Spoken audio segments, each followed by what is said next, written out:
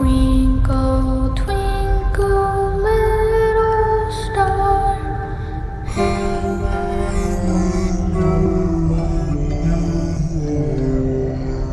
It's alive!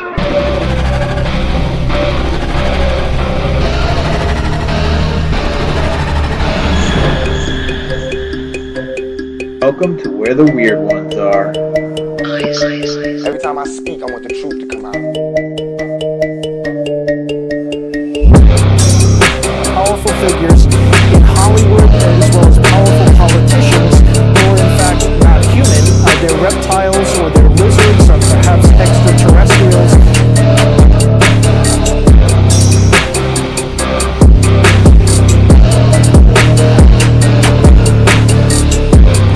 I don't think it is a human. I think it's a Sasquatch.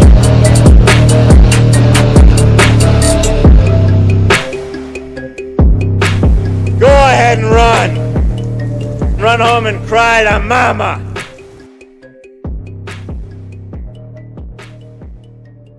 Let's get weird.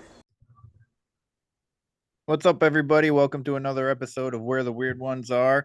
This is a little bit different than most of my episodes. So today, I'm going to call this Conspiracy Tuesday. This episode will come out on Tuesday. So every time I do a Conspiracy Tuesday, it will air on Tuesday.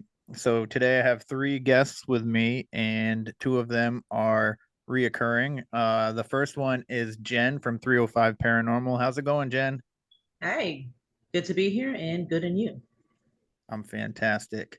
And then we also have Bobby Shu, who hosts the podcast Mystic Talk. I've been listening to it and I enjoy it. I especially enjoyed his alien stories his first couple of episodes, but I also enjoy a lot of the topics he discusses. So how's it going, Bobby?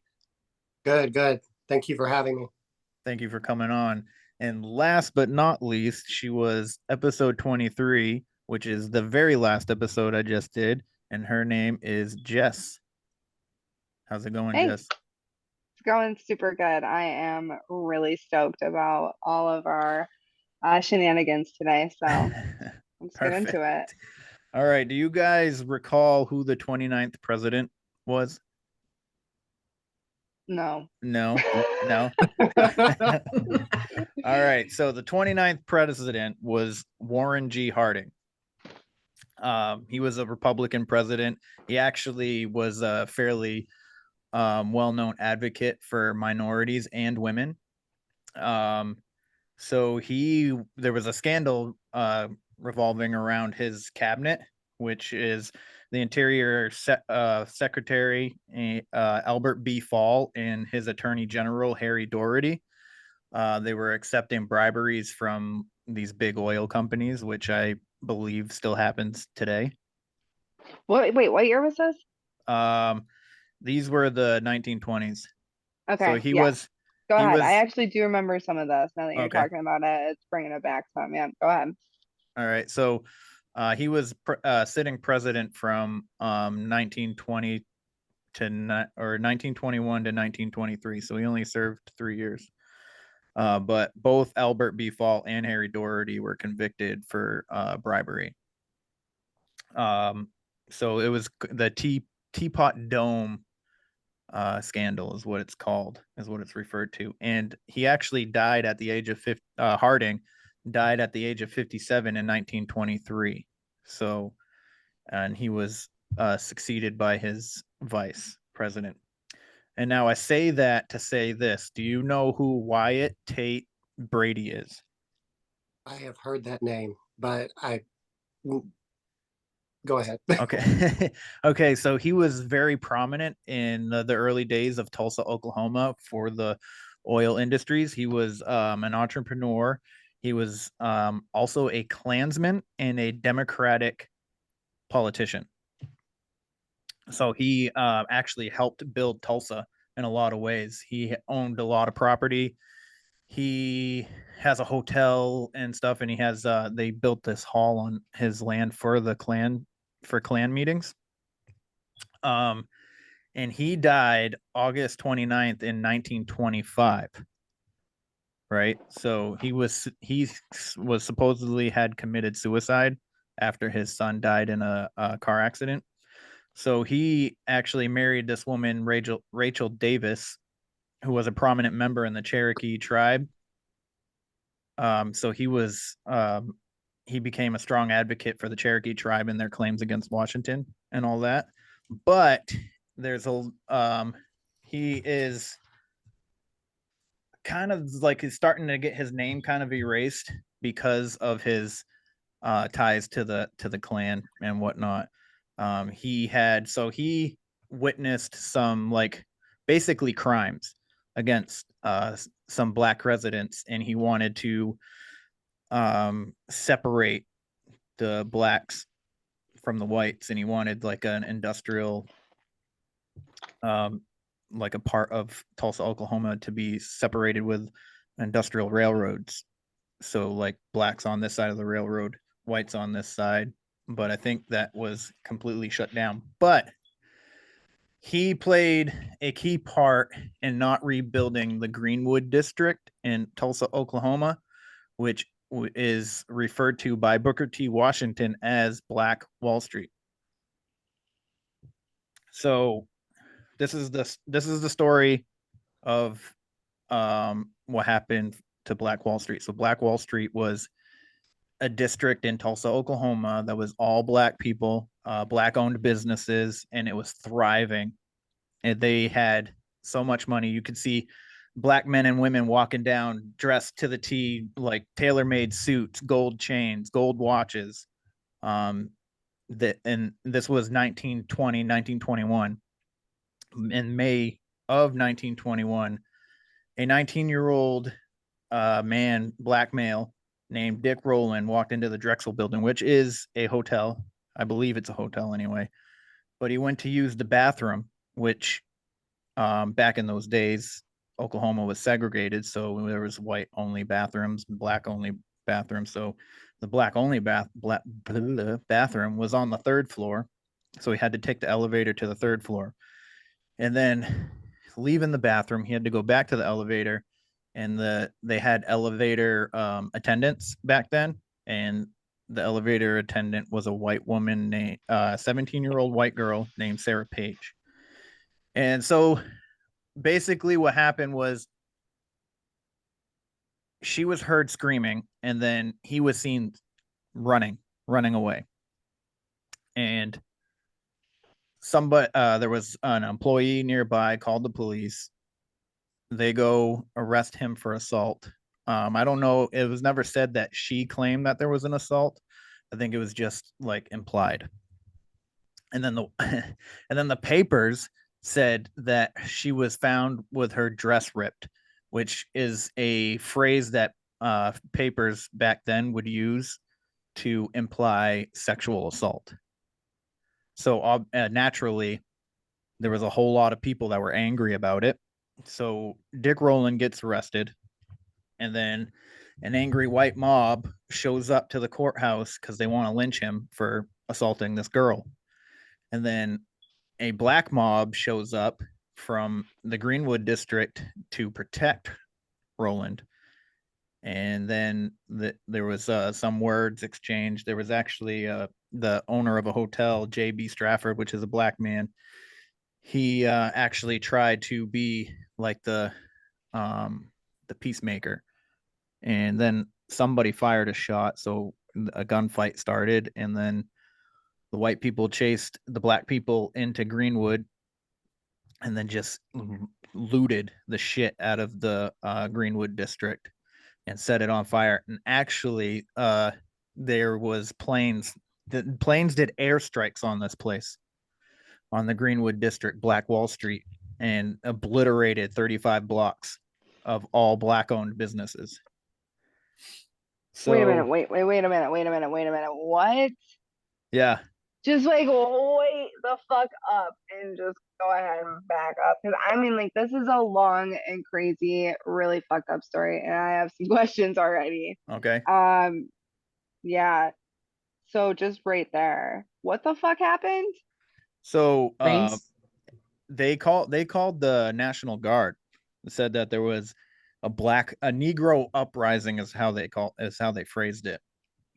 Which, first of all, isn't even for an uprising. It's not an uprising is an uprising because they're upset about stupid shit that's happening to them. You know what I mean? But they called in an airstrike, and planes flew over their neighborhoods and bombed them. Because they were defending this Dick Rowland. Correct. And yeah, and okay, so this is like fucking this is crazy. Yeah.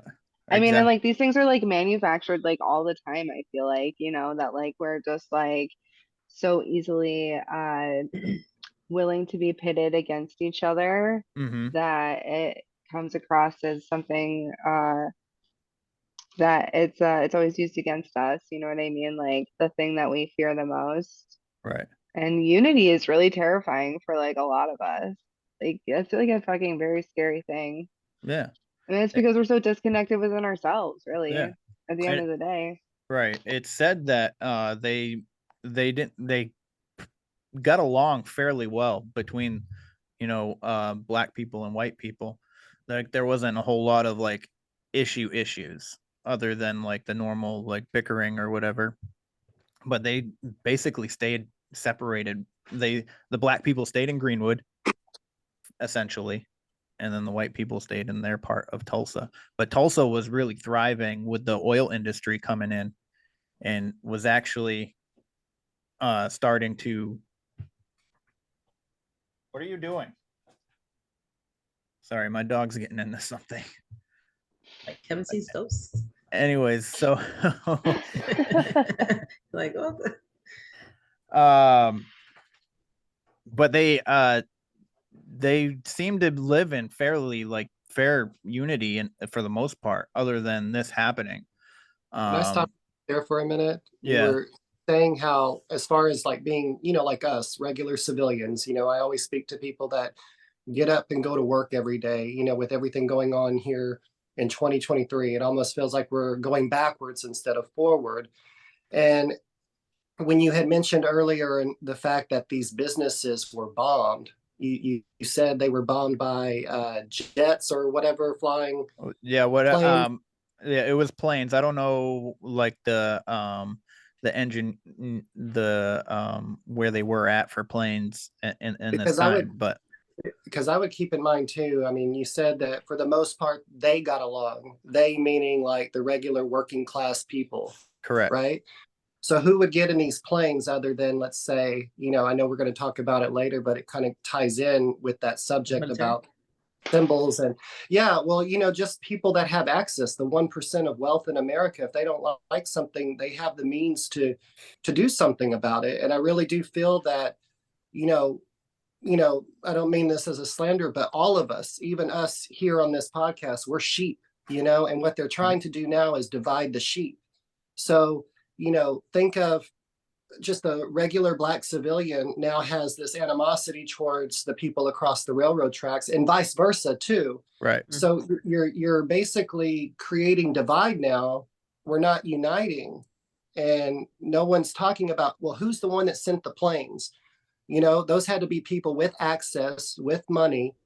You know, I really do believe that this is more a class situation where they're trying to divide the herd to keep us segregated from talking to uniting, because they fear the masses, they fear the majority of us. Because if we get an idea in our head, wait, we've been lied to, you know, we've been manipulated, then we would come out fighting. You know, I mean, it's just like when you see with some of the protests and the rioting.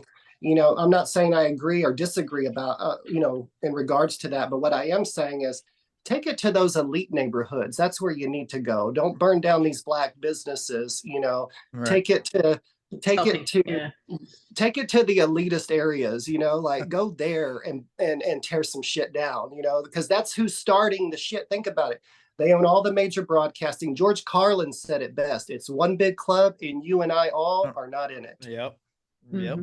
Exactly. Very well said. I like that. Indeed, I like that. That was very good. Who has access to these planes? It's got to be somebody with some money.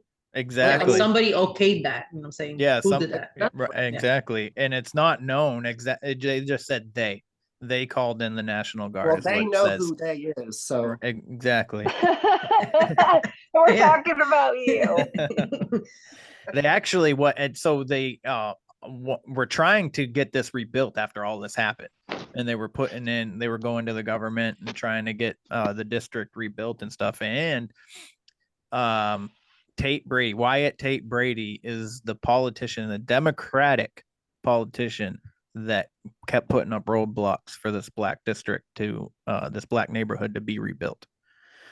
So JB Strafford, the hotel owner, he was arrested for inciting the riots, but I think it was like 2 or 3 days he was in jail, and then he was released. He actually became a lawyer in Chicago, so I don't know exactly, so he didn't want to stay there, and he never did anything or said, like, there was nothing that he came out for allegations against anybody or anything, which I find kind of surprising because he was kind of like in the middle of the whole thing. And then both It's Sarah just like a Page, funny thing to think about. Like you just be like in the midst of it and just be like, just like everything's like, yeah, see ya. So I'm not gonna like speculate, but I think he was kind of maybe bought off, maybe a little bit, possibly. But Dick Rowland, the man who was accused, was released. Both him and the girl just disappeared. Nobody knows what happened to them when they left the town. Either one of them. Sarah packed her shit. She left a letter saying that she didn't want to press charges against Dick Rowland and pieced out. And then after he was released from jail, he instantly left, and nobody's heard from either one of them since. So, number one, I think they're both paid actors. Number two, the oil industry, I think, is the one that wanted to level this place because I think they wanted the land, possibly, and or they didn't want people thriving that wasn't in their group, their club. So yeah, and so when I brought up Harding, his cabinet taking bribes for the oil industry, I think that had a lot of something to do with that too. And the fact that both Brady and Harding died within 3 to 4 years of all this happening is kind of suspicious to me a little bit too. yeah, let's go back up to that. Like that's what what I was wondering how that all tied in, like Harding and Albert and Doherty. Doherty and Fall were the members in his cabinet that were accepting the bribes. Okay, bribes from who? From the oil companies. Okay, yeah, okay. The Teapot Dome. So this is like got discovered because like I remember reading about how like there was a lot of bribery in general during that time. So I mean like it really just like bubbled up like to the point of it having to get, controlled and constricted. And like that's just kind of like what we do as human beings is try to like figure things out and categorize them in all these silly ways when like at the end of the day it is whatever you want it to be. So right. And that's like the underlying thing that like the information and knowledge that they really don't want you to have is that like you are creating a reality every single second of every single day. And if you can actually learn the laws of the universe in which like you are governed by and everything is governed by, then you can begin to weave your way through reality and start becoming a more pronounced creator of everything that you see around you because like everything already got there in some way, right? And so even like this like absolutely fucked up terrible shit that like I hear, and I think that this makes me sound very cold and maybe out of touch, but I just think that even these most awful things that we are forced to like have these podcast discussions on, like obliterating black neighborhoods because somebody was mad at somebody and like paid somebody like to be a paid actor and to suffer and like create such ginormous consequences for huge fucking groups of people Hmm. that then like impact like generational and like consciousness and like levels of collective consciousness because it all gets stored. And if it's not in you, it's in somebody else, but we're all intrinsically linked to each other. So I think that like we are just currently experiencing some major and have been for a very long time. And maybe this is just part of the human experience. I don't know. But it's like it feels like things are like really accelerating as far as like people accepting each other and understanding how our unique differences is like actually what makes everybody so worthy of like unconditional love and like even though like we're all like linked and that can be like the reason like I love you because we're all one but like it's Hmm. like beyond that we're like learning to appreciate each other's like beautiful authentic like nature because like with the use of AI we are now experiencing like a whole like paradigm shift and like up level where we're like, what the fuck? Like everything that we thought was so hard to do, we can now do like nearly instantaneously. And like, what does that mean? Like, does that make us irrelevant? Like, does that make us Yeah. like not good enough to be like human anymore. Like it just like brings up all these really intense questions about what the fuck to do next. And in my opinion, we take technology and integrate it with our innate magical abilities as human beings.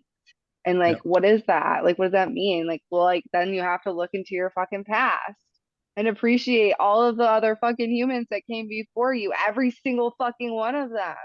Yep. And that's when people get really disturbed because they're like, I can't do that. Like I can't expand my consciousness to that level. And like that's just wrong because everybody can. And that's why I'm going to be doing this March Mindfulness Madness meditation challenge on my Instagram live. And you can come meditate with me 6 a.m.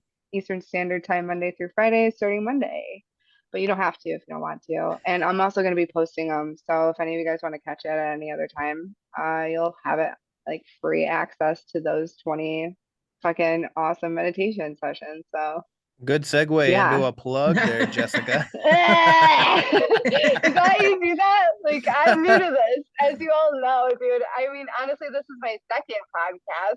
And the first one with you, it was Hmm. so I like watched, I was like, I look so nervous. I don't know what I'm talking about or what I'm doing. I sound so confused. And so it like really it just like catalysted me into a more prepared direction this time. So I'm like Yep. happy. And plus I've just been like communicating with a lot of really great freaking people lately that have been like helping me like really hone in on my like own not limiting beliefs, but like my like inspiring beliefs. So it's all I base everything like that I've been like learning the last 6 months over the Hermetic principles, and I know that that's kind of dicey for as far as like what people think and believe. So I try Yep. not to get too much into it. But yeah, sorry to steal your spotlight, Kevin, and your No, story. it's perfectly fine. I mean, the story's essentially over, but um, like I bring that up because we just got through Black History Month, and I never heard it mentioned once. They highlight a lot of like weird stuff, like oh, there's two black quarterbacks in the Super Bowl. As black quarterbacks have been a thing since the NFL, the history of NFL. There's been black quarterbacks all the time. Like, I think it's eh, funny. Oh, no, sorry. go Go ahead. ahead. I was just gonna say that that black quarterbacks have been to the Super Bowl before this year. I think in Yes. this day and age that we're over critiquing, over analyzing. I mean, when it comes to words and how we identify, I'll respect you for whatever you want as far as how you want to identify, or if you think you are, Yes. or if you think you are oppressed. But at the same time, though, don't force it down my throat. I'm gonna be honest. I'm gonna keep it real. I believe there's only. I'm a gay man, by the way, but I believe that there's only two genders. So that's my prerogative. I will respect whatever you want to believe, even though I might talk shit behind your back.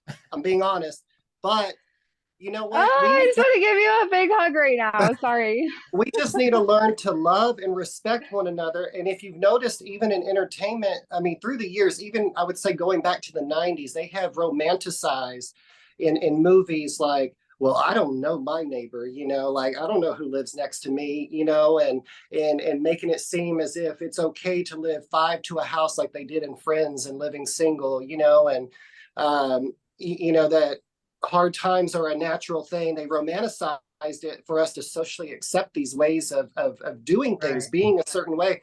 And going back to that, kind of went off on a tangent, but just even going back to words, like when you were referring to the two quarterbacks, I'm like, why are we just now bringing all this up? Okay, there's two black quarterbacks, big, like, why are we putting so much focus on race? And I really do believe what Morgan Freeman said, which is stop talking about it. Right. And then we can progress. Now, I can't speak to other black people and their experience because that's not my place. But at the same time, I get into this conversation a lot with a lot of my friends. And really, like it goes back to dividing the herd. We're never going to unite if we keep, you know what it is? It's because I used to be a far leftist. I'm now in the middle, and I'm not trying to get political on here, but in my mind, I'm like, well, can people just keep an open mind to hear another individual's point of view? And I'm not saying that my opinion does change from day to day, depending on who hits me with what, but I think we need to drop this ego. If we lower our ego and drop our ego, we might learn something from each other. People are so prideful, and I'm only like 2 or 3 pages in this book. It's called Mastering Your Own Spiritual Freedom. And Nice. within the first couple of chapters, I've learned, really everything is about the ego. And I feel like our density. Yeah, I'm totally going. Wait, Yeah. can I see that book one more time, please? Yeah. Mastering, what is that? Yeah, let me Uh, see it. I want to look at it. Mastering your own spiritual freedom. Thank you. Uh-huh. And I just picked it up at half price day before yesterday, and I'm already 4 Nice. chapters into it. So, but it taught me a lot just even within the first chapter of letting go of your ego. I mean, I think that we think that it's reality, and this is one thing I try to educate others. I mean, do I fly off the handle from time to time? Absolutely. But I'm aware of it and I'm trying to control it. I'm actually trying to be that person that brings peace as opposed to starting confrontation. And I think people are a little too prideful in their beliefs. They're not willing to maybe understand and learn someone else's point of view. And it kind of goes back to the elitist of the group, like the way people are educating in universities and public schools these days.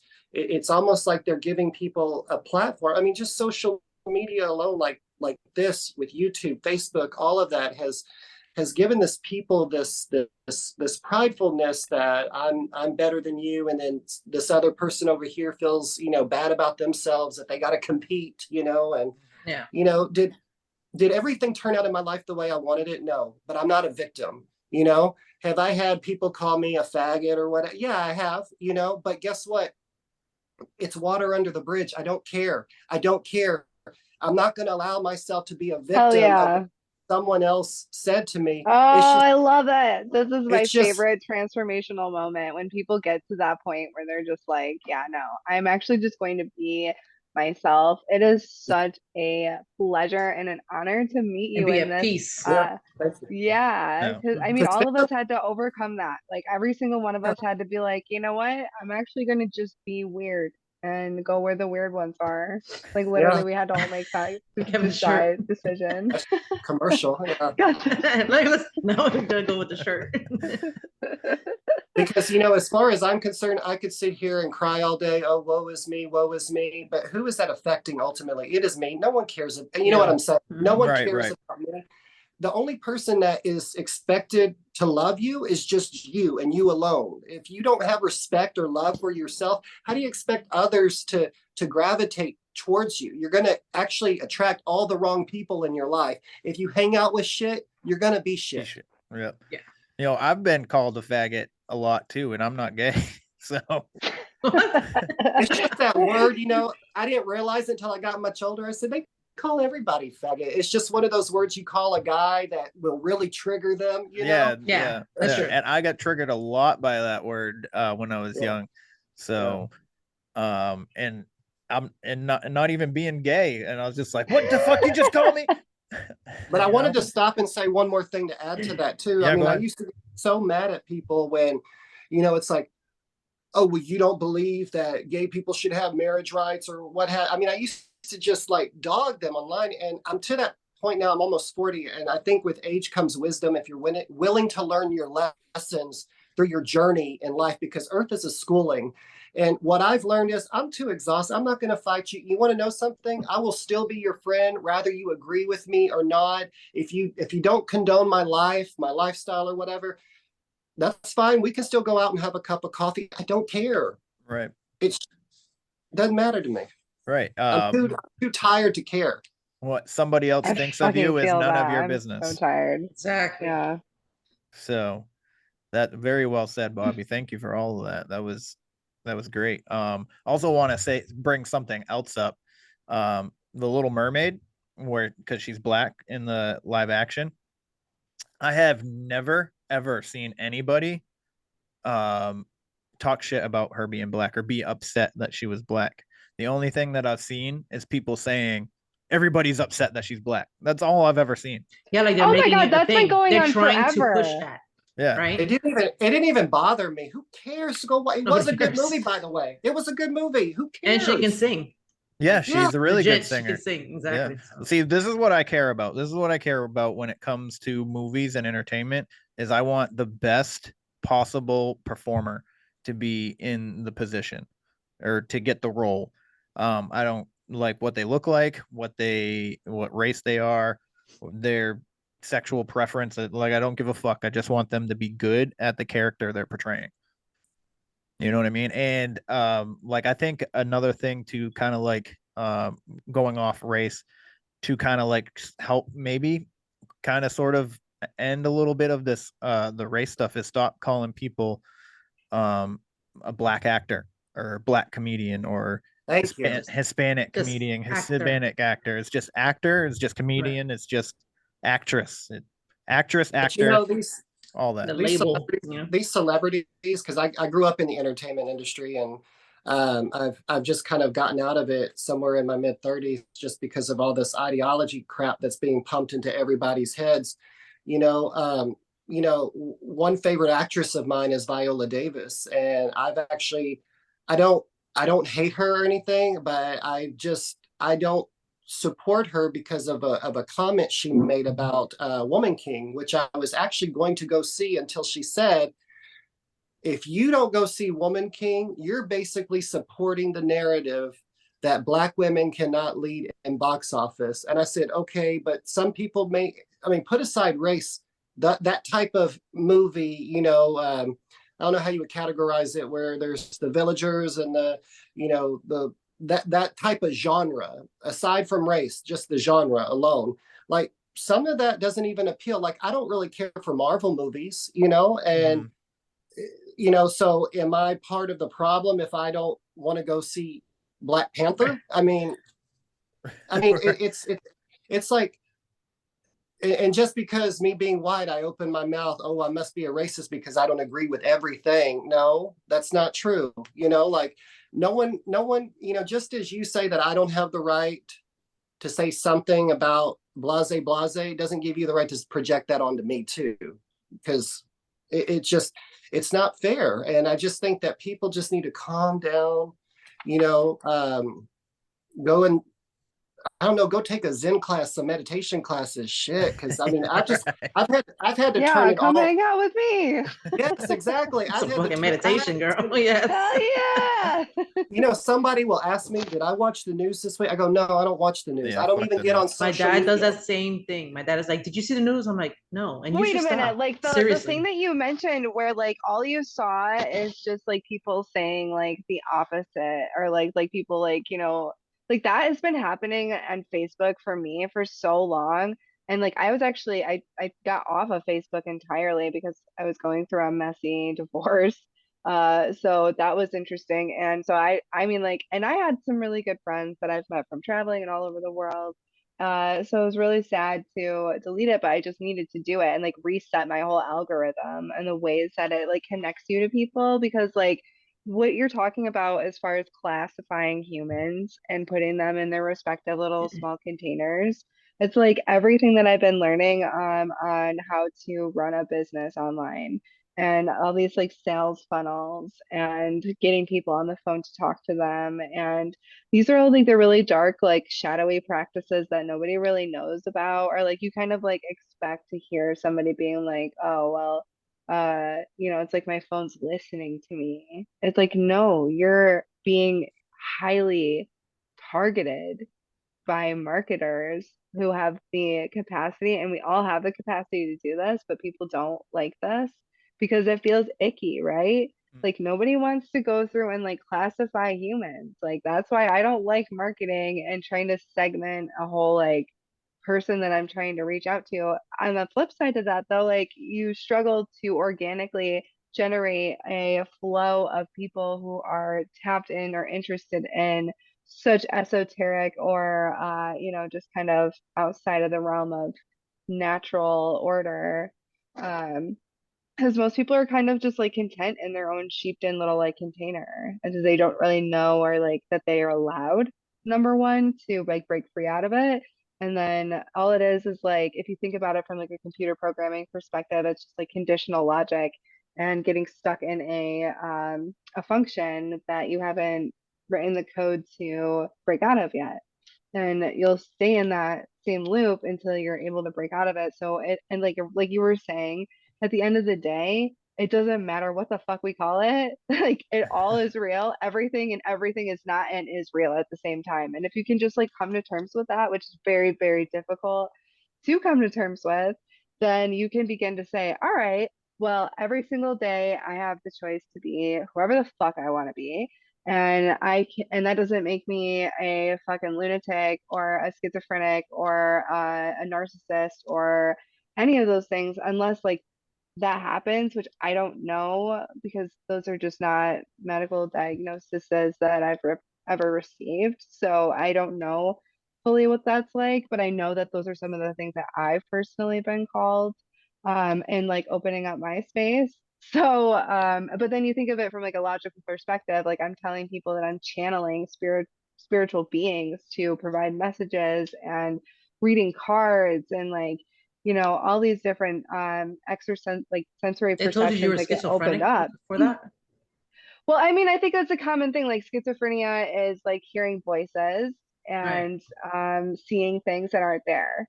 I hear Yeah, yeah. voices Right? So, I in mean, we're my all a voice, little though. schizophrenic, I think. And It's like, my so I had voice, to, but I hear it in my I head. honestly like since I'm in the paranormal like realm or whatever, I haven't when we do residentials, we kind of like case people for that at first when we do it like preliminary to see if maybe people have some type of like what would you call that? Like a mental issue or divergence, a whatever. Huh? mental, no, it's a divergence. It's like Right. it's a fracturing of consciousness is what it is. So I've like the work that I've been doing is when I started learning the tarot, I got really into learning about archetypes, and like each card is a different archetype or has something in it that, and so after 5 years of being a tarot reader, I really started to realized the ones that I was super in tune with and like aligned with. And then I started realizing that I was weaving throughout these different kinds of archetypes throughout the day, particularly the Fool, which is the first of the major arcana, the Magician, which is or sorry, it's the second, but it's actually number one. One, So yeah. the Fool is 0 and the Magician is 1. So it's and which is the same way in computer programming. You start at 0 and that's 1, and like binary code and all of that. Like it gets really deep, guys. And so I'm like very excited to start weaving together how to articulate all these things that I've been learning about. And like because it disturbs me deeply, like when I used to freak me right out, which is one reason why I didn't miss Facebook at all, actually, was the fact that like I didn't have to like get the weird like, why is every person like everybody's so upset about this thing. Shut up, everybody that's so upset about this the, thing. And the then like virtue there's like signaling. nobody upset about the thing. I'm like, there's nobody. Like, why are you yelling? Like, go home and just love your family. How about that? Like, stop trying to like yell at people yelling about things. That's That's what weird. I think they create, somebody out there creates like a story. They're like, hey, pitch this out there, and then it Yes. just somebody else does it and gains momentum to create a Right. you know, It's the divide and game. stuff. That's the Basically, game. yeah. And- They Yeah. want So it's people the talking about it. division and Right. unity. Yeah. Right. And the movie industry, Hollywood also likes to get in on that. Like Bobby was mentioned the Woman King. That movie is about a woman who I was wondering what that was about. Yeah. yeah, well, it's a African village, so she becomes an African queen, but for whatever maybe virtue signaling of strong independent woman, they're calling her a king in the movie. But but Yeah, I don't know. she See, I was think that's really offensive. I she personally would never want to be known as a king. I right. don't like that. She I don't actually like that. helped enslave a lot of African communities. So for you to be Yeah. racist or whatever, what did she say? not wanna watch it. Bobby? What was that? What was it Oh, that she said if you don't go see the movie? They said if you don't go see the movie, you're basically sending the message that Black women can't lead in the box office. You're supporting that narrative, is what she said. Okay. So Okay. Because that is Just a because pretty you don't go good. see, yeah. yeah. Okay. I mean, I am I actually like that perspective because she's being honest with herself that like I actually did do that awful fucking role. And that's actually something that I try to walk people through and understanding that we are all the most awful fucking terrible things that we could possibly conceive of. And that exists in all of us for the soul realization of like being reflected and seeing it. So a good friend of mine, a client of mine, her handle on Instagram is at Listen to Our Kids. And she is constantly, daily, almost posting horrific stories of child abuse. And if you want to talk about conspiracy theories, maybe we should talk about why CPS is like, just like, and like the really fucked up answer I feel like that I've come to is that like we just don't even have the space to protect all the poor children that are being abused in these situations, and these like abusive dynamics are just like so insidious and rampant and like dug underground, all these symbols and symbolism for like all this hidden fucking stuff, and like it's all just like buried inside of us, so we have to like somehow root it out of Right. and like we can't do that unless we view it and see it and say fuck no. So I like that she was able, like I don't like that we have to view these things. So actually that helped me understand why I should see it. Mm. And I'm like, I don't want to see it, but maybe I should see it. That Well, sounds like an intense ass movie. 800,000 children in the United States alone go missing every year. Every year. Every Say that year. number. Say that number one more time. 800,000. Yeah, That's not counting other countries. And you know what's funny too about this? I mean, even with like that's really Jeff- crazy. I'm sorry. That's a large number. I'm like Yeah. teary-eyed, like Yeah. misty. I'm a mother of two, so. But like when you think of like Jeffrey Epstein and Ghislaine Maxwell, you know how back in the 20th century, the trial of that century was the OJ trial, but yet how is the Epstein and the Ghislaine Maxwell not the trial of the 21st century? I mean, Yeah, we don't hear much about this. I want to know who's on that flight list, and I want questions. I want answers. You know what? They released that the flight logs during this China balloon incident when all the news was completely fucking filled with this balloon. Do you have it? Huh? No, I don't have it, but I've seen it. There's a lot of comedians on it, a lot of actors. Bill Clinton's on it a few times. Hillary Clinton's on it. Yeah, there's a lot of people. Trump's on it. I've seen Trump was on lists. it once. I've seen multiple lists though, so I'm not sure which is a legit. Right. Oh, well, that see? supposedly Look at that. All right. Exactly. Well, the latest one. So this was supposed to be like the actual release of it. It was during the China balloon. I heard about it. I didn't see it. All right. So I also and that's another thing though, is that I don't think that balloon is from China. No, I think it's from here. Yeah, I think it's a satellite because the Earth is flat. From US parts. Wait a US minute. parts Do on you it. really think the Earth is flat? I'm not married to that idea, but I do All right. consider it often How about a I sphere? was All right. because I we. like the. So I did- I think it was That I was can't remember if it beautiful. I was just love Paramount that. or whatever. But back in the early days of movies, before we ever supposedly went to the moon, there was fucking I think it's Paramount anyway. They had in the beginning of their movies there was a globe of the Earth, and nobody knew that the Earth was round yet. You know what I'm saying? What year was this? Okay, but like I feel But like So the moon land when was if you look up when the first image of the Earth from outer space was, I think it Was it was in the 69? what was it? Wasn't it 69? I think yeah.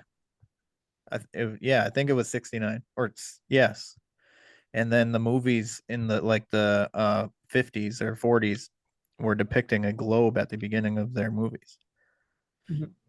But let me ask you this. I mean, because I've always asked people that believe in the flat Earth theory, and I'm not opposed. I really don't have an opinion about it. I mean, you could be right, but I you know, disagree wholeheartedly. I'm well, just going to tell you that let me much. Right ask, well, Yeah, go ahead. I'm kind of with you, but I wanted to ask this question to you, flat earthers. Is and like I said, this isn't a gotcha question. This is just when we set sail here, when we thought the Earth was flat, right? We all believed that at one time the Earth was flat. Okay, when we got here, and then when we progressed, okay, Industrial Revolution, and we realized, okay, the globe is round, or whoever put that out there. All I'm asking is, what would be the political gain of telling me that, oh wait, the Earth is flat? You know what I'm saying? As opposed to round. What would be the political gain if we Because once thought it was flat versus now it's round? You know what I mean? I'm open. I just right, Like, what's the point? so supposedly there is an ice wall that surrounds us, and there's Okay. more land beyond it. Yes, the mainlands. Yeah. So that's what the Oh, conspiracy. hiding that I is could what it I is. could get down with that. Yeah, Maybe so I'm there's just not. supposedly Maybe more that's land a and good idea. more stuff out there that we're not being told. That's what the flat Earth conspiracy comes in. So that flights don't go Yep. from the over the Pacific. They only go over the Atlantic. That's what got me to entertain the thought and the idea that there might be a possibility. Because it doesn't. It's like, why not just go from California to Japan? Why do you got to go to New York and then go all across Europe to get to Asia? Like, Exactly. Why? That's why. What? Like I'm not like I said, I'm not 100% married to the flat Earth thing, but there's a lot of things like that I'm just like, maybe. And the fact that we Yeah. see the same exact constellations in the same exact positions all the time, but yet we're Yeah. rotating all the time. and that would explain Amelia Earhart too, when she went to go literally around the globe but didn't make it. Well, she probably hit an ice wall, and that's what happened. Yeah, good point. That's a good point. I actually recently saw a video of her bones potentially being recovered on a snake island that has incredibly venomous snakes that can kill you very, very quickly. And they got that way because there were and I don't remember exactly where it was, and I actually watched this with my daughter on YouTube, who's 3 and is in love with snakes because we have a python. So we watch fucking snake videos. And they were talking about her bones being uncovered and with other stuff around too, or something like that. Maybe I'm just getting my YouTube videos mixed up. See, this is how conspiracies start. People like me just start fucking talking and they have no idea. Like meshing stories and stuff. Yeah, see, this is how it happens. It's a perfect example of That's how why I these told things Kevin, I'm go. like, wait, refresh my memory. I was like, burning buildings. Okay, I got yes. Right story. So I think so that I've going back to the symbolism in movies is I think the movie Pinocchio was a good segue into letting us Epstein know that Island. there was What about Peter Epstein Pan? Island. Peter Pan. Another one. Yeah, that's an interesting one too. Yeah. Yes. Um, And ties into TikTok too. all right, so tell us the symbolism of TikTok.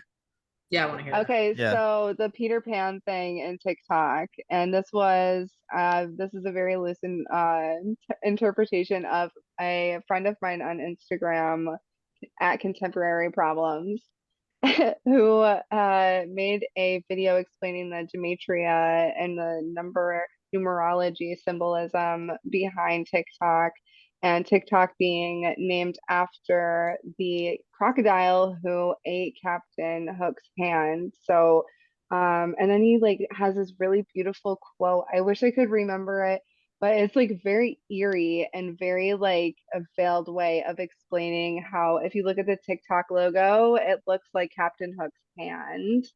And that like TikTok will eat your hand. And it's like all about like, you know, like your data and consumption of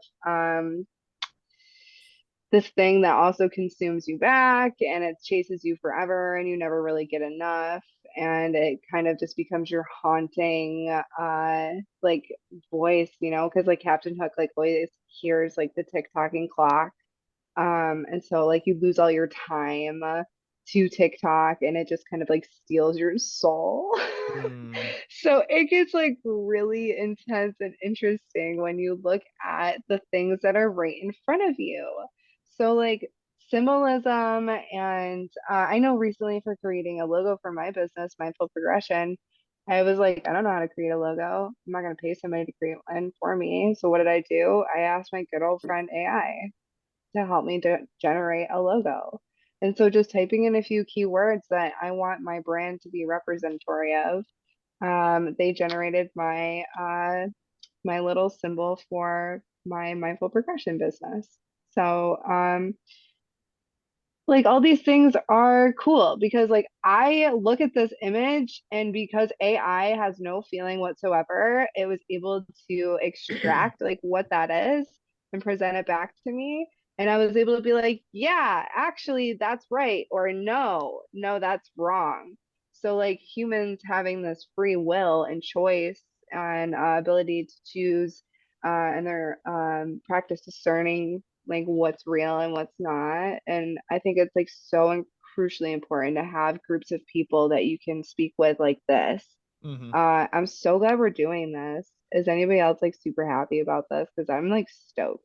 I am. I am. Yes, I've I been love it. looking Yeah. forward to it. Jen and I talked Yeah. about it when she was on, and then I was like, "What Feels about so March good. 4th?" And she's like, "Yeah." And I was like, "I think I want to get some other That's a people." And great I day. immediately thought of Bobby because I listened to his podcast and listened to the things that he has to say, and I was like, he'd be perfect, I think. So, Well, I feel honored to be here and thank you so much for inviting me too. yes, thank It's an honor to be here with all of you guys. Jen, it's I want to hear more about your paranormal experiences too. Let's hear some more stuff about what kind of creepy symbolism stuff you got going on. Oh no, but what I was thinking of, like at least say, so I get like so yesterday we kind of did like a little nighttime, fun investigating, and we were doing an AVP session, and I had asked the spirit we were talking to what it was a lady, and I had asked her, what did you do while you were alive, right? While I had asked that mentally, I already had got the answer, teacher, right? So in the recording, she was talking to us in Spanish. And then on the EVP recording, it said maestra, right? So I was saying like when it comes to like being like people calling you like crazy or schizophrenic, whatever, I'm like, at least because I'm in that field, I'm like, no, I fucking believe you. I know like Thank people are you. clairvoyant, claircognizant, Yeah, like there's a dude. whole bunch of the clairs, yeah, because dude, I'm not fucking crazy. I would like literally, I was like, holy shit, I knew she was gonna say that because I heard it, But I like getting that validation. It's just working on that, And Yeah. and I've seen since I was a child, I've seen spirits, all different kinds. Like at this point, like I've seen shadow, I've seen full blown apparitions, I've seen like sometimes they be like half bodied or something, which is well, and then maybe you don't really see the face or whatever. It's just different styles, but I'm not seeing that shit all day. I've been around a schizophrenic person, so I know what like that looks like. No, I'm not that. There is people out there that have these gifts, and Yeah. Yeah, there's a really fine line between being a psycho and a psychic. And like I really don't want to like even make it a negative thing to be a psycho because like at the most like logical baseline level, all it is just an inability to feel empathy. And when like for me, for example, I went through a lot of fucking trauma. So I was like, I don't know, maybe I am fucking finally schizophrenic. Maybe I finally just like I ate enough acid, I did enough like psychedelics, and I'm just like now I'm a lost soul. But then it was like, no, you're actually just like suffering from being in a really abusive dynamic in your marriage, and you're not taking care of yourself, and you're exhausted. So when I finally started taking better care of myself, like these became things that were no longer like holding me back. They were like things I were able to tap into on purpose and Right. like expand on. And so that's what I'm trying to like get everybody to understand that like we are all this limitless. And like if you believe in simulation theory, which I think is kind of consistent with flat earth, because then you're just like a projection, right? Like Yeah. it's easy to like see that. Um, so I love how like I'm like I wholeheartedly disagree. And I was like, you know what? It makes actually like yeah, you know, maybe it is. Who knows? The But petri like dish. exactly. Oh, I love that, dude. I And remember I every had a once in a ball while, you one got to time. water it. I had a ball. Oh yeah, and then the fucking floor melts, and then it just like restarts again, and you just restart your next experiment. Really, Yeah. maybe that's why You know, that's why they're like live every day like it's your last, because like you know what, like we're all gonna get mud flooded anyways. I don't know if you Mud guys know flooded. about oh that. my God. When I listened to the That episode that shit you are terrifies on, me so much. If mudslide doesn't scare you, I don't know what the hell to tell you. Because like we are all so terrified of quicksand from like child. Like I don't know, like why are we so scared of quicksand? Because vibrational frequencies and energy are the tools in which that are going to be utilized to control and ultimately destroy us. yeah, Those are the most powerful things that we as humans can harness the energy, well, the power of. And if we are really good at thinking about like alchemy and like transfiguration of things, why we move these things together, like we create really powerful vortexes of energy. And that's why everyone's like all like, ooh, manifestation.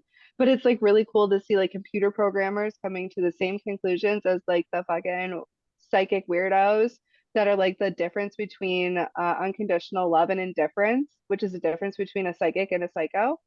And you are not lost.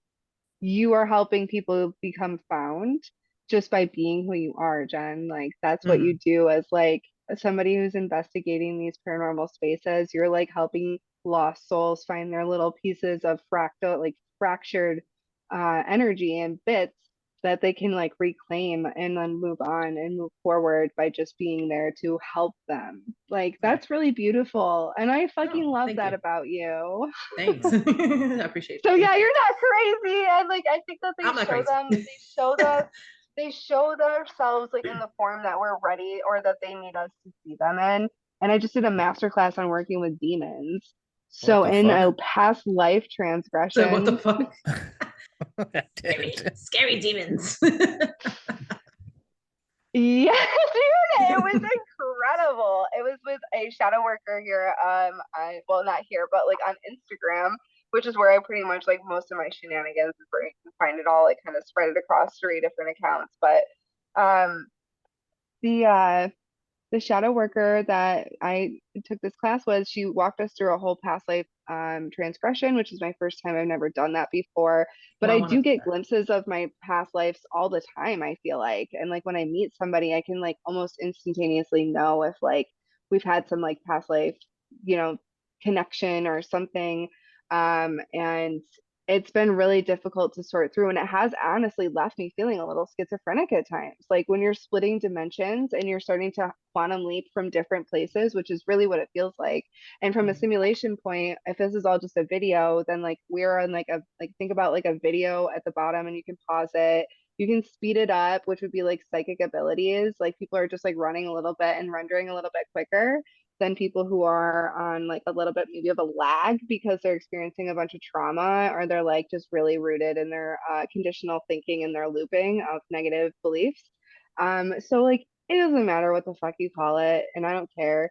All I know is that I finally found myself back in my heart centered as being an agent of unconditional love. And that's all that really matters to me. So love and peace. Like the hippies were right. Like everybody's right and everybody's wrong at the same time, and it's okay. Bobby actually has an episode on his podcast about past life. Yes, Ooh, please tell me more. Okay, so I'm probably gonna be looked at as a nut job, but I actually Love believe. it. No, Let's that's what we're do saying. No, it. nobody's crazy Do here. But I enjoyed that episode, just so you know. well, it took me a long time as a child. My mom introduced me to old movies from the 1930s and 50s. Oh my God, this dog is And so I cute. I can't. I'm like, no, she's like lovingly looking at the other dog. I'm like, oh, sorry. they are attention whores. Look at that. What's that one's name? That one's so cute. I love it. This is Tippy. She's actually named after an old movie star, Tippy. Look at her. Oh my gosh. So anybody listening, Bobby has 2 dogs with him. Just Yeah, so you Tippy don't think we're Playboy. just crazy people going, oh, look at this. Distractions, dogs. We're I just did it. schizophrenic crazy people. That was in all sorts of. They're spoiled, but I believe that in my past life, because I've always had this obsession with one particular person, that just anytime anything that I would learn new about this individual before I reveal who it is, I would hear stories, and there was just this draw towards this person. I could never stop talking about them, and it was the screen legend Joan Crawford, and I think that. I don't think I actually am almost 100% convinced that was me in a past life, because there were things in my childhood that I did that were very similar. Like that time, that period really resonated with me. I've always said, I mean, as little as 4 and 5 years old, I would say, I think that I missed my time period. I should have been born. Yeah, I've gotten that too. Yeah. And then I was very much a germaphobe, and I feel like my lesson in this life was to get over that I did not, that I didn't get over in that past life, because I remember just being in public school, because, I went, when I started 2nd grade, that was my first year in public school, and how they would just throw the forks with all the other forks. I was like, oh God, there's germs. Like, I hope they sanitize it. And I would bring a plastic fork if I could find one, because I just didn't want to get germs. I mean, I was a germaphobe, and that's exactly what she was. And then there was just the love of watching those movies with her, and there were a lot of greats, but I would always zero back into her. Like, I had to go see her house when we went to California. There was that draw. And in that moment as a child, it was weird, because when I saw it, I was 15 when I saw it. I was like, I feel like I actually know this area. And it wasn't, how people can just loosely say, oh, I feel like I've been here before. But no, I really felt this strong presence of, I know this street. It was a deja vu, but the deja vu felt like it was a present deja vu. But I think it was something from the past. And she was just a lot of the characteristics that she had, I portrayed before even knowing anything about her. And it was just the weirdest thing. And even still to this day, I battle some of those weird issues, like the germaphobe. I mean, I'm constantly vacuuming for dog hair. There's just, I mean, I know that's normal for a lot of us, but it's just I still battle with that. And, my best friend, I was telling her about this book that I was going to start writing called The New Norm, which is about this guy named Norman Mueller, who writes this book called The New Norm, basically saying he is this new Norman, and it goes into his past life. I love it. And yeah, and my best friend, I come to find out that she was actually married, and it wasn't on record, to the saxophone player. Well, my best friend, we've always joked around how we knew each other in a past life, and she actually believes that she was that husband, and because he was a saxophone player, and she comes from a strong musical background of family members. And so we believe that we were something, and even my mom and I believe that we were brother and sisters in our past life because of our relationship. So, Yeah. Yeah, soul definitely. family Like I do thing, not yeah. feel like my mom is my mom. yeah. I've entangled that a little bit with my family too, and been like, I'm sorry, this feels weird for me to tell you this, but like I'm actually brought here to like assist you on your path. So hi, here I am. I know it seemed like it was supposed to be the other way around, but that's just not the way that it ended up. So it's tough. Like, and then I actually have another friend of mine who I was a coworker with, and she just randomly reached out to me recently, and she's always been sorely like kind of like intimidating. Like I've always just like thought she was really beautiful and like I just like thought very highly of her, and she's very sophisticated and she's very like put together, whereas I'm just like a hot mess all the time. And I'm like learning how to control it. I might not seem like I am now, but it's because I've had to like actively go through like very intensive training to be as normal as possible. And I just like try to remain as centered as possible and neutral as possible. And sometimes that's like just not the best, like the most fun thing to do. But anyways, I don't remember what I was trying to say. Ivy. Oh yeah. So she hit me up and she was like, I'm like learning how to do past life transgressions and I'm like getting certified to do it. So I need to practice on people. Would you let me uh give you a session? So that's coming up soon. I don't know, like Nice. I'm just like busy. Like we just like gotta schedule it, but like it'll be especially after this like other past life transgression session that I had. So like do you do that? Like do you perform past life transgression sessions too? I talk about them, but but one of my biggest philosophies when I went through my spiritual awakening, which happened right after or during my DUI that I had, because it's just my life didn't turn out the way I planned it to go, and then I watched this film, and if you really start listening to all the signs around you, meaning just day-to-day things, just like us, sitting here talking to one another. This was supposed to happen. There are no accidents in this life. So, Right. I can sit and wallow in pity. Oh, woe is me. This didn't happen, but everything is happening as it should. And, I think part of my past life was sort of bleeding into this new life. And I've heard about that happening. And I said, you know what? I feel like from a spiritual standpoint, when you hear a lot of, especially Christians say, let go and let God, I now know what that means, to let go and just to let things happen as they should. And once I did, things just started happening for the better. Right. And, The ball starts rolling. yeah, because I Aw, tried to just yeah. steer my own Right. course. And when I finally said, okay, I'm never going to make it as this actor or this screenwriter, I was like, what are things that I can control? I said, well, I just want to be happy. Well, I remember I saw a quote when I said that to myself from the Dalai Lama that said, life isn't complicated, people make it complex. Yep. So, Yep. It's just about being, just being happy that you're able to wake up and have this experience on a day to day.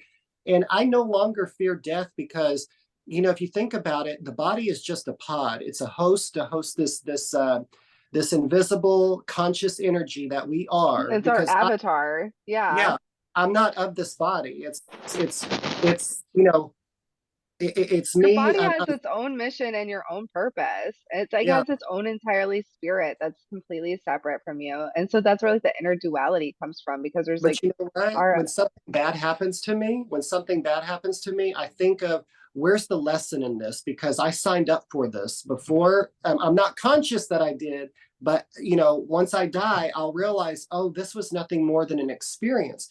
And I don't believe in hell. I do believe that, you've heard of people when they die, they've seen the devil or what have you. I kind of believe that's the way God giving you a spanking, because you always hear the minute they yell his name, they yell God's name, then the Yeah! Is it's that like, like what if that's heaven for me?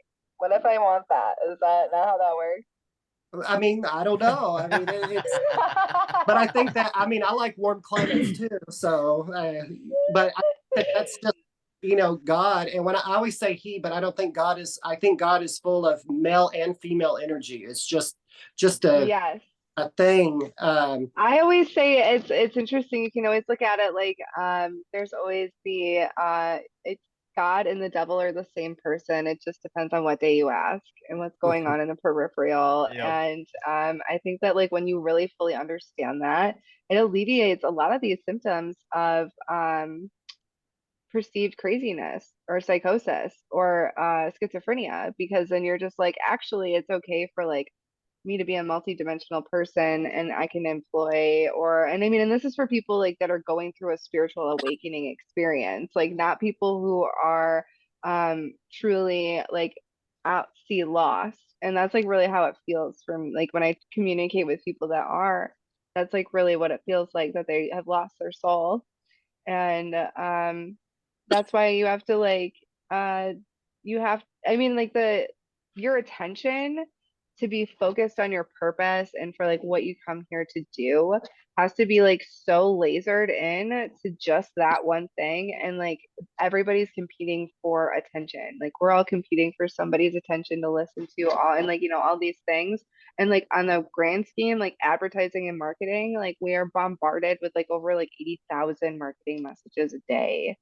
Right. And it's only going to get worse from here, because the more that AI helps us to target our marketing audiences, the more it's going to just like infiltrate more intimate places in your life. Like, and if that's like, if that doesn't creep you out, I don't know what does. Like, and then so it's like A my lot of things internal creep me dual out. natal.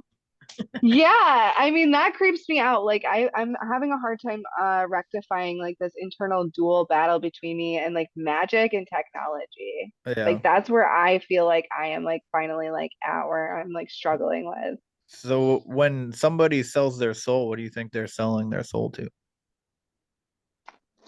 I don't know. I've never been asked to sell my soul. Right. I've been asked to contractually work with a specific demon that I encountered in the underworld. And when I say all of this, I want you to understand that I was under a deep meditation.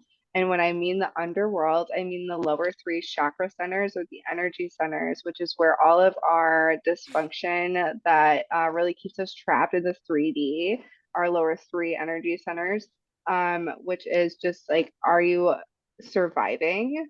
And like lower entities and demons are two different things, according to this shadow worker that I took this course with. And people that are experiencing what they perceive to be demonic experiences, more often than not, are actually just experiencing dark entities which run by completely different rules. Demons are the descended masters of the lower three chakra centers or the underworlds, because there's multiple levels to all of this always, as you all should probably have figured out by now. It's just they have been able to overcome and master the descended world. So when I have found myself struggling with codependency, when I found myself struggling with getting myself to out of like trauma mode and out of survival mode and out of dysfunctional patterning and out of being lost. I think that like my lighter side of the team were more, maybe more responsive. They both kind of like usher you back into where you need to go. Like, and we've accepted this like in the media or like, you know, like movies or whatever, like with like the cartoon representation of like the good and the bad, you know, like the angel and the devil on your shoulder, like, you know, like telling you what to do. And it's discuss that like everything that you do, every action that you take, which is, this is consistent both with like simulation and spirituality, which I personally feel like that's my fucking God-given point of that I'm actually really trying to make more than anything, is that like it doesn't matter what you call it or how you arrive to it, like the answer is always the same, and it's always love and unity, you Yes. know. But like at the end of the day, like the simulation, I forgot how I was just about to tie this together after saying this, but like I have not even a clue. I'm just we were listening. talking about movies, and I was talking about movies. Right. I don't remember. Somebody else go. I said was somebody listening. else I was go. listening to everything you were saying, and then when What you were was like, I "I don't know talking how I was about? I tying was this like, together," I was like, "I don't know how you're tying it together either." But what was I saying? Sorry, just give me a couple hints of you what I were was just saying saying. something about how whether it's computer Oh yeah, simulation it doesn't or matter. spirituality, like it's all Yeah, about that's love I and think that's unity. Yeah, those are the two things that I struggle with. That's what I was talking about. Oh, How just okay. like simulation theory, which I think is very valid and interesting, is very inconsistent with my romantic view of the way like spirituality and like being a human should feel. So I guess that's what I struggle with on the day to day. And I it's a think tough everybody battle to does. over. Is Yeah. that what it is? Because I've been feeling like people think I'm nuts because I'm like, you're so magical. And they're like, yo, you're fucking nuts, lady. Shut I up. mean, everybody, every single person is magical and special in their own way, That you know. sounded so nice to hear you say it again. Everyone is magical and special in their own way. We are, Aw, we are, that's we are nice. magical beings. We are magical as fuck. How could you deny that? Which so that goes in to my point though. Like, if people are said to be selling their soul, what are they selling their soul to? Have you ever heard of the god Baal or Baal? Yeah. Yes. So I guess Balenciaga, you remember that photo shoot that they got that we're starting to get in trouble for? Yes. Well, one of their photos, they have like caution tape sitting off to the side, and they're misspelled their name, Balenciaga. They put two A's. Yeah. Yeah. You know what I mean? So ball or bail, however I you think this pronounce is it, all is lies. This is a B conspiracy double against A L. demons. Yeah. Well, Because demons are not about, I mean, like they will definitely contractually work with you like on a basis, but like they're not about enslavement. They're actually about liberation of all chains, every yeah. chain. And I Well, guess maybe that's just the ones that I've experienced because I don't really know too much about demons. right. So Baphomet is said to be like this bad thing, and he actually, it actually isn't technically. If you look back into through the Bible, supposedly he was more like a good thing, like a good light and entity rather than a dark. But like this symbol, Yeah. that's a Baphomet thing, and they're it's seen As throughout. above, so below. Yes, Right. yep.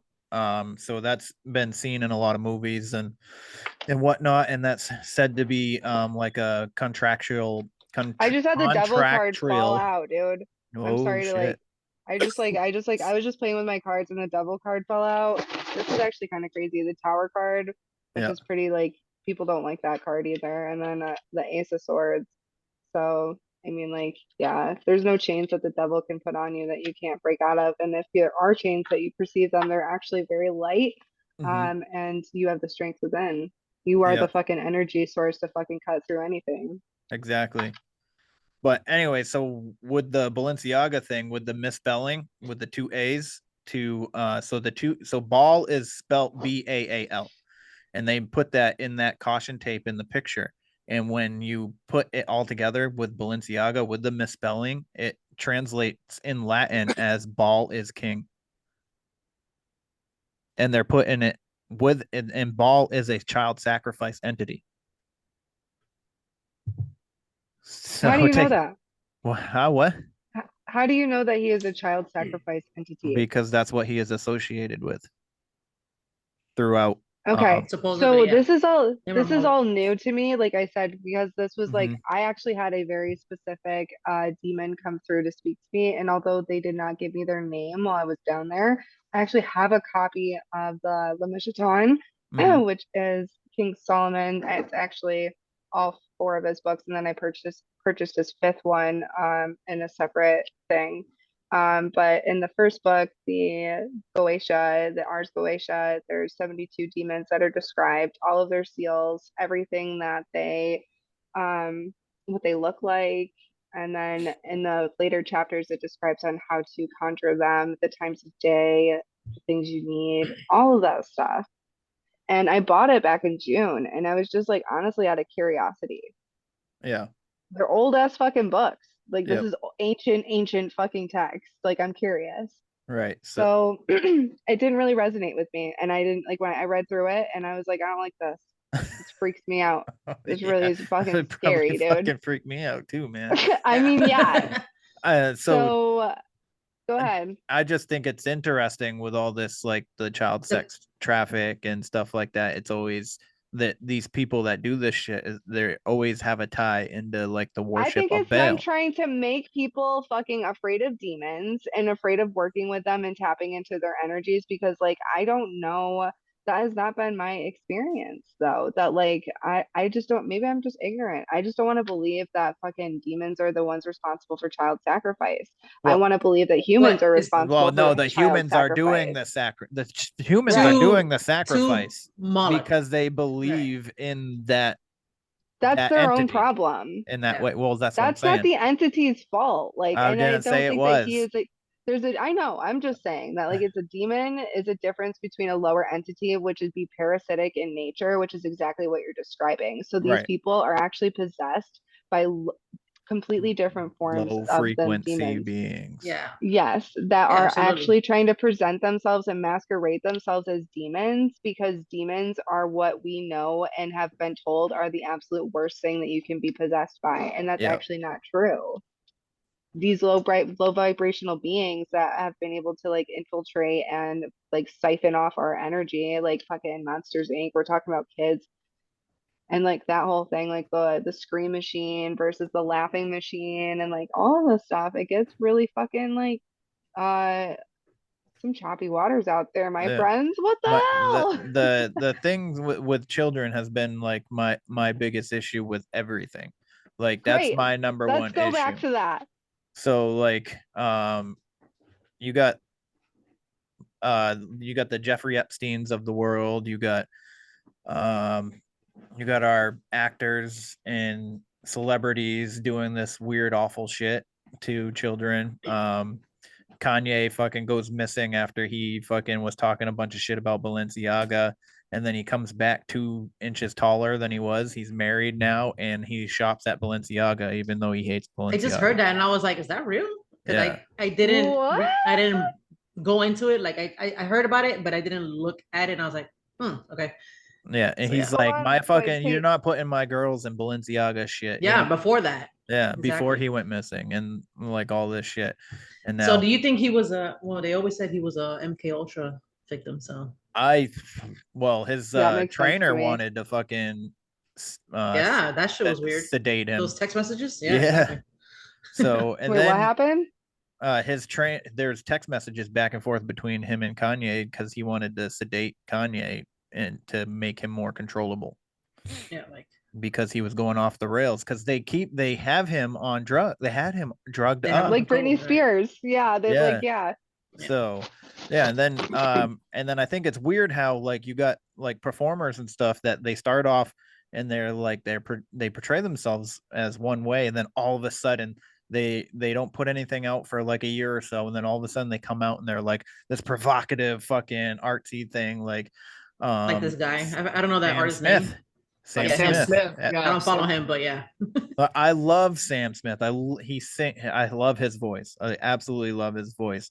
And he was just this normal person.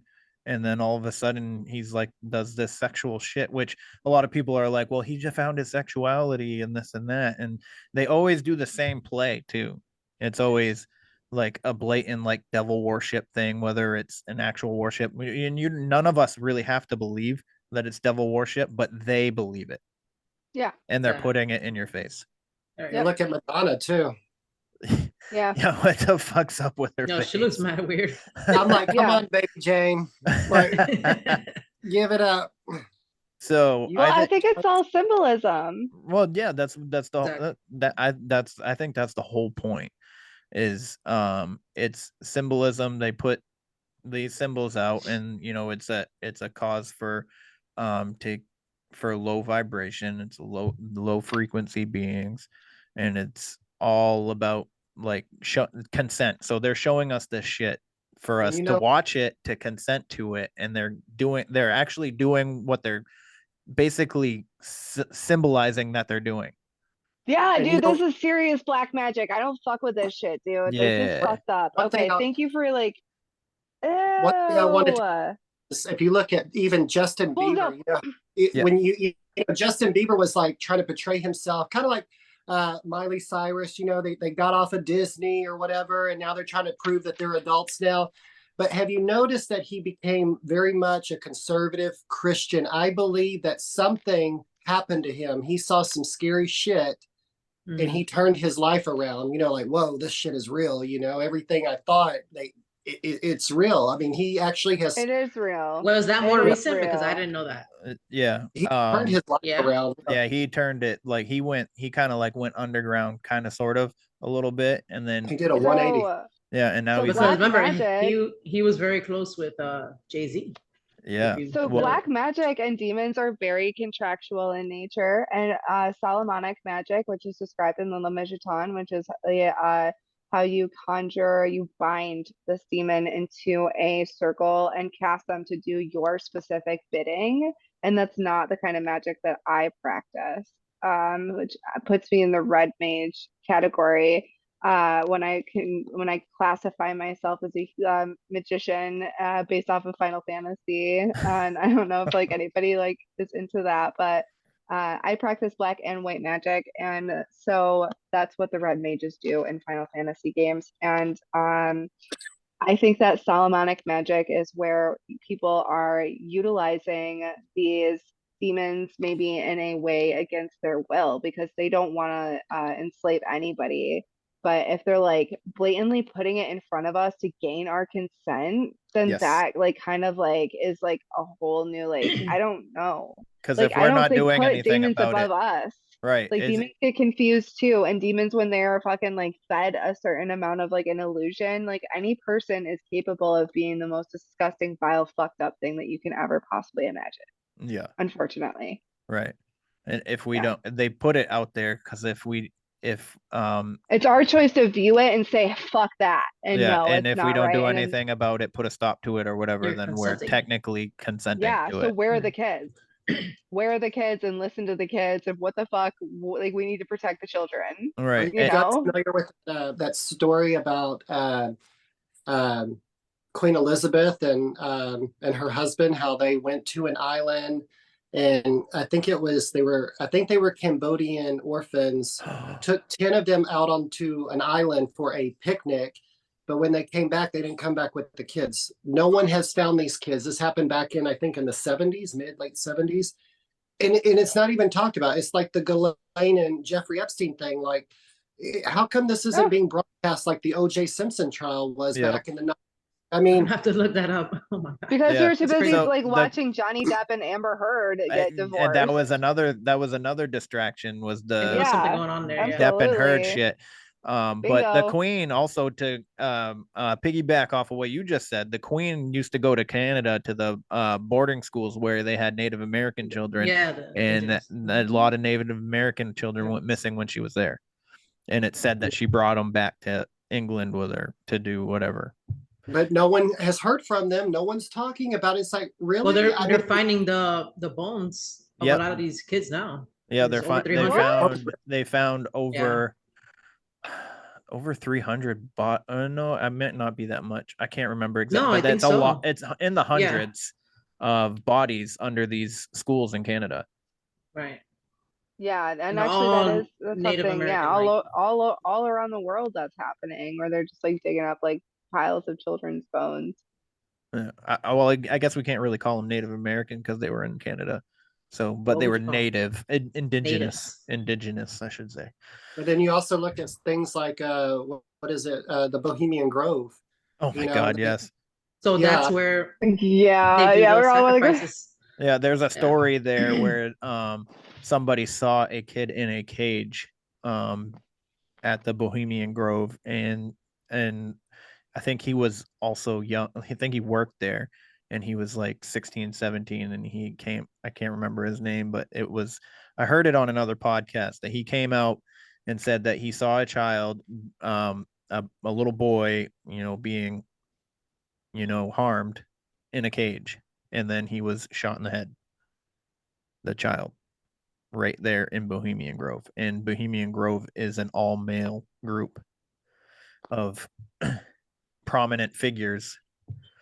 And then you also talk about, what is it? You got the Bohemian Grove and then the Bilderberg Summit that happens once a year, which is basically the people that are at the top of this pyramid of the 1% of wealth. And they wear these name tags and they're color coded to basically identify what level of wealth you're at. And, you know, some of them get a pass to go to, I guess, this section of the convention. It's like a week-long convention. And basically what they do is they get together to discuss how they're going to mold and shape the world. So I tell everybody, you know, stop getting angry with your fellow everyday go to work type of people, you know, that don't have the same political views as you. Rather, first of all, they just need to eliminate parties altogether. And I agree. I agree. Because I think that was there to divide us. I mean, at one time you couldn't have a discussion without it getting heated and just say, well, we'll have to agree to disagree. And I miss those days, but you know, those days are long gone. I mean, maybe we can get back to that. Who knows? But I think people need to wake up and realize that we are allies. We're not enemies. We need to join forces, because what the 1%, they're actually scared of us because we are the majority. And we need to take an idea and realize that, you know what? No one really cares about your race, sex, gender ideology. We just need to come together, because I mean, if you think about it, I'm not saying that there's bad eggs in every group, but the majority of us, collectively speaking, we don't really hate one another, but we're being pumped with all this ideology through social media, broadcasting system, and who owns these things? Much like the first conversation we had. Well, who owned the planes that bombed all the black businesses? I mean, if they want to do something, they can do it, but we got to get smarter. We're not. I mean, if you think about it, John Rockefeller said, I do not want a land of philosophers and critical thinkers. I want a land of workers. Mm-hmm. This is what John Rockefeller said. It's like, people need to wake up. It's in plain sight. It's right there. We need to start questioning the shit out of people and being like, look, we're mad as hell and we're not going to take it anymore. Like, we need to stand up and unite. I mean, and I think we can get there, but it's just going to be telling people, drop the ego, put aside your differences. This is what's at stake. We're all getting fucked. We all are. I love that. I mean, yes, we are. Yes. And you know, and COVID, yes, COVID was a real thing. I mean, and the reason I bring up COVID is because I think this was an experimental test to see how they could get all of us to comply. Yeah. So, yes, it's real. How but I'm far saying they had to go. Right. How far they had some kind of metric. Yeah. Yeah. And I think it's funny that you know, when people were saying that it was developed in a lab and they got like demonetized, they got banned, they got canceled or whatever, and they just came out saying, yeah, it was created in a Wuhan lab. Like legit. Like, yeah, like let's wait 3 years later to be like, I'm sorry.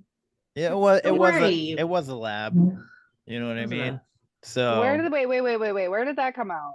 That came out last week. Yeah, I missed that. It's always, well, you're gonna miss anything that's factual. Yeah. So well, I don't really like watch the news or keep up on anything. So well, right. Where did you? So it came out. So usually, you know, they'll give you, you know how like every once in a while when you actually view the news that they got this like little ban on the scroll. That's usually the real stories. So the story they're talking about, like, there was a China balloon, and then all of a sudden there's a thing that goes, COVID was created in a Wuhan lab. It's kind of like in those pharmaceutical commercials where they tell you all the side effects really fast at the end. Yeah. Yeah. I think the pharmaceutical companies have a hand in a lot of this stuff too. So big pharma has a lot of money. Yeah, well, I mean we could do like a whole nother episode on that, but yeah, I actually got to get going. To be honest with you guys, I gotta head out. So. Yeah, Jen's got to take her mother to. Today's my mom's birthday. So, yes, yeah. today's. Happy birthday, Mama! Thank you. So, anyways, I guess Bobby's speech was a really good one right there to end this episode for today. I think so too. So, with that, I will say thank you for joining us, and everybody stay weird. One more time, if everybody wants to plug their stuff, I'll give you guys a chance real quick. So Jen, you can go ahead first. All right, so all my paranormal stuff is on, everybody has the same handle, so YouTube, TikTok, and Instagram is 305 paranormal, and just check me out. Yeah. I post all my paranormal shit and tarot shit and whatever. Yeah. Yeah. We'll talk after. Of course. Yeah. And then Bobby, you can plug your stuff real quick, your podcast and all that. Yeah, you can find me on Spotify. Just look under Mystic Talk. You can also follow me on Instagram for up-to-date episodes, where season 2 comes out in June. I believe it's June 4th or June 3rd. And that's under Mystic Talk. So if you just look for the little tree of life, that's where you'll find me. Perfect. I love it. And Jessica? Yeah, you can find me on Instagram. I just got a TikTok. I haven't done anything on it though. Also, Instagram, Mindful Progression and Engineer of the Soul are my 2 main accounts that you'll catch me on. My Mindful Progression account is more for business connections and facilitating some network marketing. But also, if you're trying to get my more creative side of all my content, I do a lot of writing and video creation and live. So come meditate with me on Monday, and for the whole for the rest of the month of March, we're gonna be doing some meditating. So come on through. Perfect. I'm gonna try it. It's like 6 a.m. It works for me. Yeah, me too. Awesome. Awesome. So with that, if anybody out there wants to share their paranormal stories or have a conversation like we had today, you can get me at wheretheweirdonesare@gmail.com, or you can find me on Instagram _the weirdonесare, because somebody stole my fucking name before I got it on Instagram. So You should check again to see if that's available. You know that? I should. But Yeah.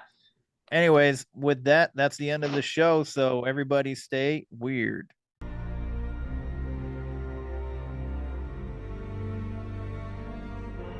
I'm sorry.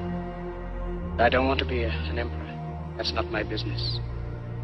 I don't want to rule or conquer anyone. I should like to help everyone if possible.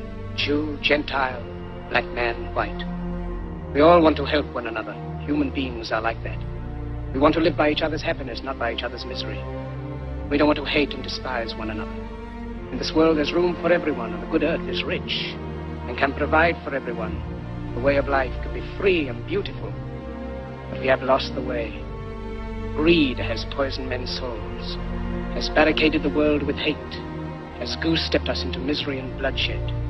We have developed speed, but we have shut ourselves in. Machinery that gives abundance has left us in want.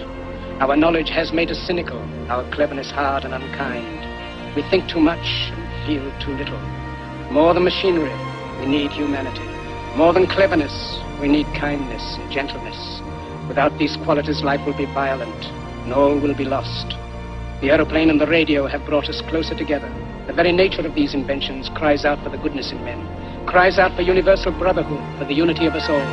Even now, my voice is reaching millions throughout the world. Millions of despairing men, women, and little children, victims of a system that makes men torture and imprison innocent people. To those who can hear me, I say, do not despair. The misery that is now upon us is but the passing of greed, the bitterness of men who fear the way of human progress.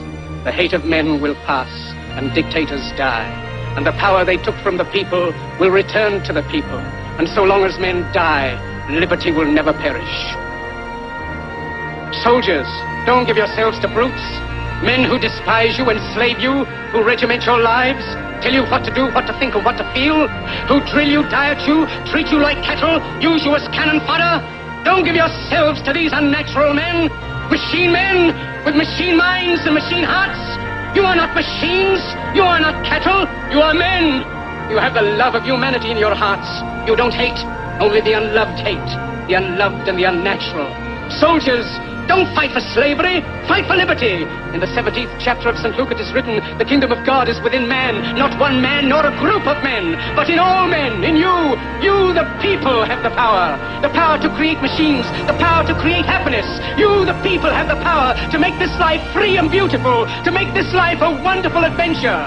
Then in the name of democracy, let us use that power. Let us all unite. Let us fight for a new world, a decent world, that will give men a chance to work, that will give youth a future and old age a security. By the promise of these things, brutes have risen to power, but they lie. They do not fulfill that promise. They never will. Dictators free themselves, but they enslave the people. Now let us fight to fulfill that promise. Let us fight to free the world, to do away with national barriers, to do away with greed, with hate and intolerance.